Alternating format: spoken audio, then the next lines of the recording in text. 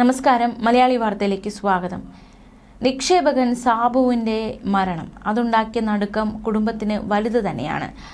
സ്വന്തം പിതാവിൻ്റെ മൃതദേഹം, തൂങ്ങി നിൽക്കുന്ന മൃതദേഹം കാണേണ്ടി വരുന്ന ഒരു മകൻ്റെ അവസ്ഥ. സാബുവിൻ്റെ മൃതദേഹം കണ്ട നടുക്കത്തിൽ നിന്നും മകൻ ഇതുവരെ മുക്തമായിട്ടില്ല. രാവിലെ സാബുവിനെ വീട്ടിൽ കണ്ടില്ല. ഫോൺ എടുക്കാതെ പോകുകയായിരുന്നു. ബാഡ്മിൻ്റൺ കളിക്കാൻ പോകാറുള്ളതിനാൽ അവിടെ അന്വേഷിച്ചു, പക്ഷെ കണ്ടില്ല. പിന്നെ ടൗണിൽ തിരഞ്ഞു. പൈസ കിട്ടുന്ന ലക്ഷണമില്ലാത്തതിനാൽ ബാങ്കിന് മുന്നിൽ കുത്തിയിരിക്കാൻ പോകുകയാണെന്ന് സാബു തലേന്ന് പറഞ്ഞിരുന്നു.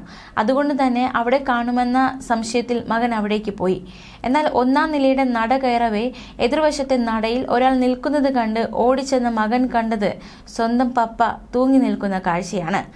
മകൻ പപ്പയെ കെട്ടിപ്പിടിച്ച് 15 മിനിറ്റോളം നിന്നു. അടുത്ത് ആരുമില്ലാത്തതിനാൽ എന്തു ചെയ്യണമെന്നറിയാതെയായി. ആരുടെയോ ഒച്ച കേട്ട് ഓടിച്ചെന്ന് അവരെ കൂട്ടിക്കൊണ്ടുവന്നാണ് കയറഴിച്ച് താഴെ കെടുത്തിയത്.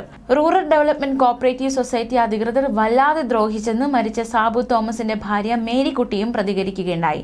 കെണിയിൽ പെട്ടുപോയി, ഇനി രക്ഷപ്പെടാൻ പാടാണ് എന്നാണ് അവസാന ദിവസം സാബു തന്നോട് പറഞ്ഞതെന്നും മേരിക്കുട്ടി വെളിപ്പെടുത്തി. എന്തു ചെയ്യുമെന്ന് അറിയില്ല എന്നും സാബു പറഞ്ഞു. ഭീഷണിപ്പെടുത്തിയത് കൊണ്ടാണ് സാബുവിന്റെ മരണം സംഭവിച്ചത്.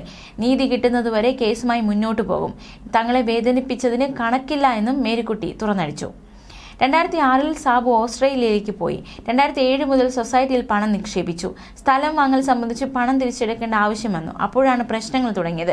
10 ലക്ഷം രൂപ പിൻവലിക്കാൻ ചെന്നപ്പോൾ സെക്രട്ടറി ഉൾപ്പെടെ തങ്ങളുടെ കടയിലേക്ക് വന്നു. പെട്ടെന്ന് പറഞ്ഞാൽ പണം കിട്ടില്ലെന്ന് അറിയിച്ചു. പലതവണ കയറി ഇറങ്ങിയിട്ടാണ് കുറച്ച് പണം തിരിച്ചു കിട്ടിയത്. സൊസൈറ്റിയിൽ നിന്ന് പലതവണ കരഞ്ഞുകൊണ്ട് ഇറങ്ങിപ്പോന്നിട്ടുണ്ട്. പിന്നീട് സൊസൈറ്റിയിൽ താനാണ് പോയിരുന്നത്. സാബു അവിടേക്ക് പോകാതിരിക്കാൻ പരമാവധി ശ്രമിച്ചു. കാര്യങ്ങൾ പറയാനുള്ള ശക്തി സാബുവിന് ഇല്ലായിരുന്നു. മാതാപിതാക്കൾ ചികിത്സയ്ക്കും കുട്ടികളുടെ പഠനത്തിനുമെല്ലാം പണം വേണം. 1 വർഷത്തിനകം നിക്ഷേപക തുക മുഴുവൻ തിരിച്ചു വേണമെന്ന് ആവശ്യപ്പെട്ടിരുന്നു. മാസം 5 ലക്ഷം രൂപ വീതം തരാമെന്ന് അറിയിച്ചു. 1 മാസം കഴിഞ്ഞപ്പോൾ 3 ലക്ഷം വീതമേ തരൂവെന്നായി. പിന്നീട് അതിനും പണമില്ലെന്ന് പറഞ്ഞു. പലതവണ തങ്ങളെ സൊസൈറ്റിയിലേക്ക് വിളിപ്പിച്ചു. സെക്രട്ടറി അടക്കമുള്ളവർ മോശമായി പെരുമാറി.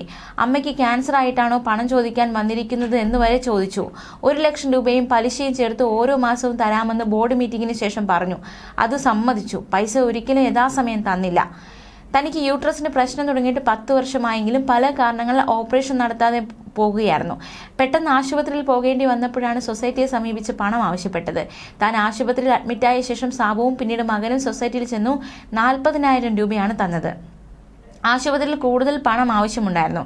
അതുകൊണ്ട് തന്നെ സാബു വീണ്ടും ചെന്നപ്പോൾ പൈസ വാങ്ങിക്കൊണ്ട് പോകുന്നത് കാണണമെന്ന് പറഞ്ഞ് വെല്ലുവിളിക്കുകയാണ് ജീവനക്കാർ ചെയ്തത്. സാബു ജീവനക്കാരെ മർദ്ദിച്ചെന്ന് കള്ളം പ്രചരിപ്പിച്ചു.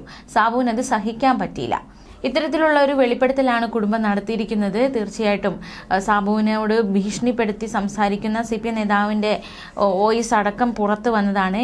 എന്തായാലും ഈ പ്രതികൾക്ക് ശിക്ഷ കിട്ടുന്നത് വരെ, അല്ലെങ്കിൽ ഈ നീതി ലഭിക്കാൻ വേണ്ടി ഏതറ്റം വരെയും പോകുമെന്ന ഉറച്ച നിലപാടിലാണ് സാബുവിൻ്റെ ഭാര്യ മേരിക്കുട്ടിയും ആയിരിക്കുന്നത്. ന്യൂസ് ഡെസ്ക് മലയാളി വാർത്ത.